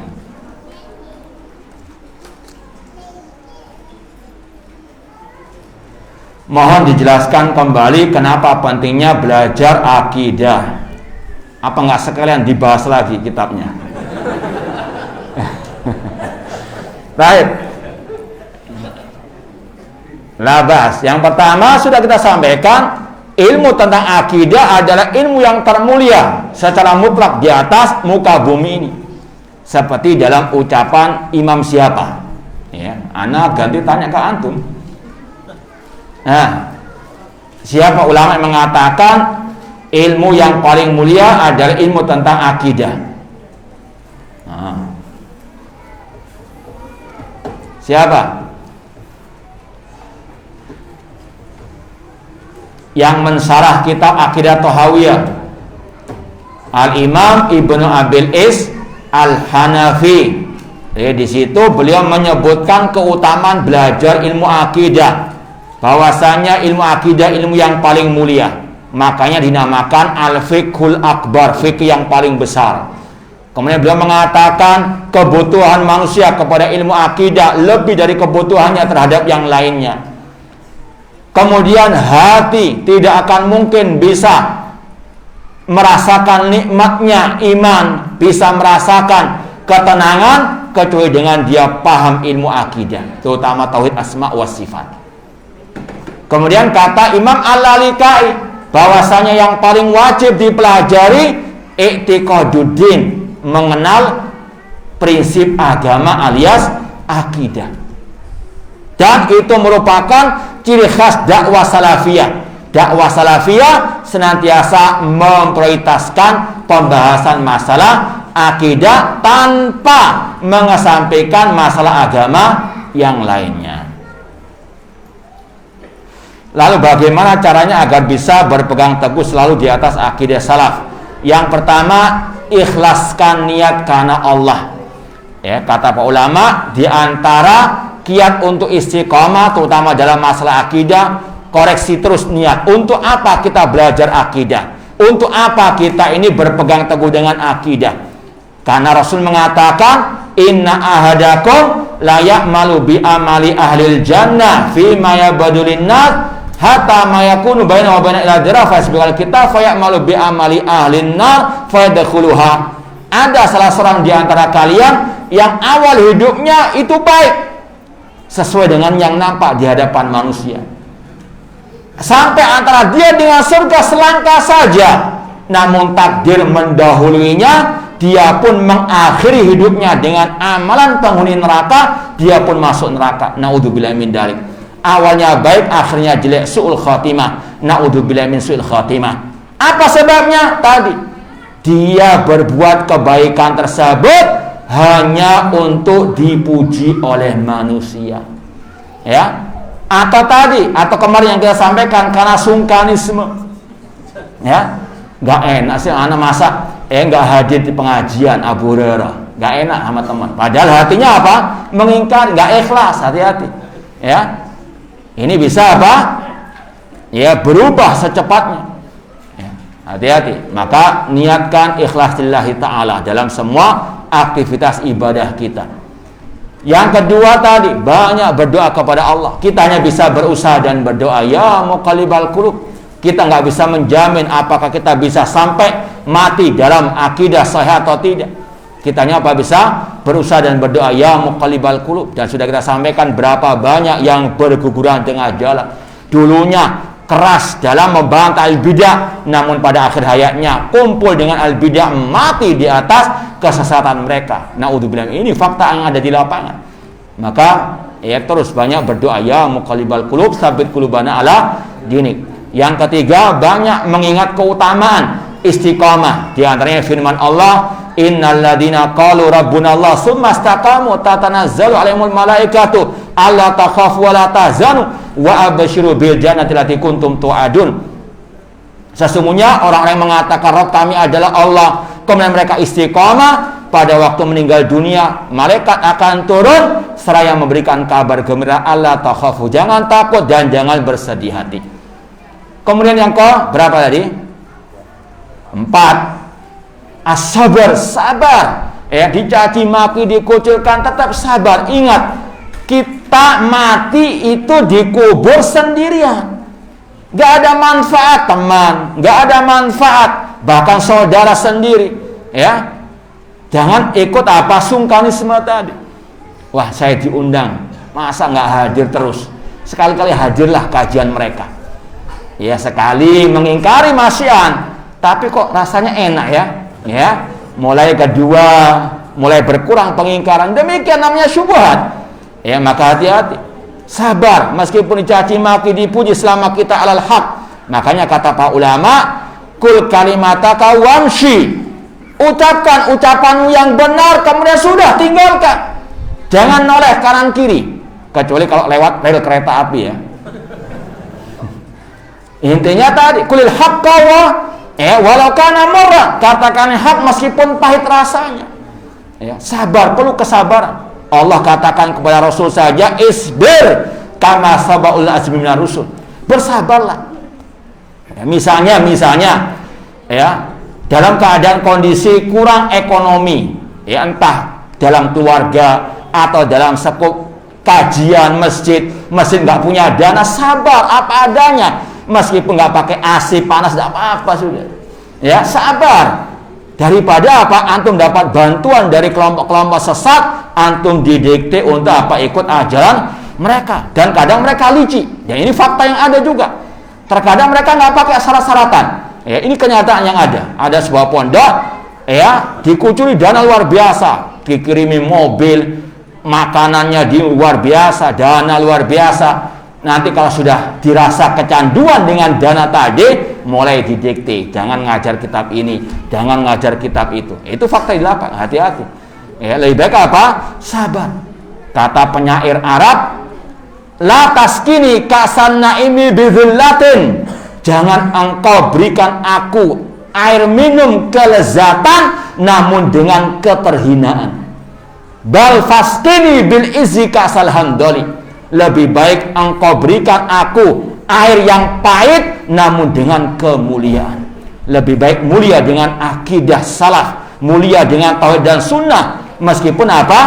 Ya, istilahnya ekonomi atau masalah keuangan, masalah istilahnya bangunan apa adanya sudah. Ya, Rasul dahulu dengan para sahabat masjidnya apa? Masih lumpur, masih pelepah kurma atapnya. Namun itu yang menggerakkan mereka untuk apa? Berjuang di jalan Allah Subhanahu wa taala. Meskipun kalau memang ada AC semuanya alhamdulillah. Cuma hati-hati sekali lagi, lebih baik kalau ada dua pilihan tadi, sabar dan sabar. Jangan sampai apa? Tadi ya gara-gara karena ingin kelihatan modern kerjasama dengan ahli al-bidah, maka apa? Mulai terserang akidah, virus dan seterusnya. Wallahu taala a'lam. Ada yang lain sebelum kita akhiri? Kalau tidak ada, kita cukupkan sekian, kurang lebihnya mohon maaf, dan ana ucapkan sekali lagi jazakumullah khairan atas tersegaranya daurah ini. Semoga ini semuanya menjadi pemberat amalan timbangan kita di hari kiamat kelak. Dan kalau ada kata-kata atau hal-hal yang kurang berkenan dari ana, mohon maaf yang sebesar-besarnya. Aqulu qouli hada wa akhiru da'wana anil hamdulillahirabbil alamin. Wassalamualaikum warahmatullahi wabarakatuh.